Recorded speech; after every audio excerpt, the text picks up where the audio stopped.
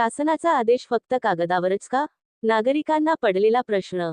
बार्शी प्रतिनिधी. 21 वर्षांखालील मुलांना तंबाखू उत्पादन विक्रीसही बंदी असेल. मंत्रालयानुसार 21 वर्षांखालील मुलांना तंबाखूजन्य पदार्थापासून दूर ठेवले आहे. किराणा दुकानात गुटखा विकणे बेकायदेशीर आहे महाराष्ट्रामध्ये, आणि त्यावर कायद्याने बंदी आहे, त्यामुळे तो विकता येत नाही. जरी अनेक ठिकाणी तो विकला जात असला तरी अन्न व औषध प्रशासन FDA किंवा पोलिसांकडून कारवाई होऊ शकते.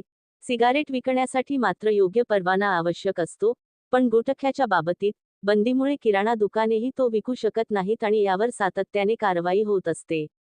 सिगारेट विकण्यासाठी परवाना लायसन्स लागतो.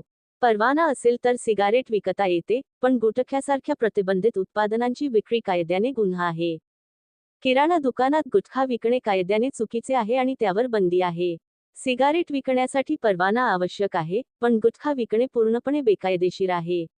असे असताना बार्शी शहरातील बऱ्याच दुकानांमध्ये सिगारेट व गुटखा खुलेआम विक्री केली जाते.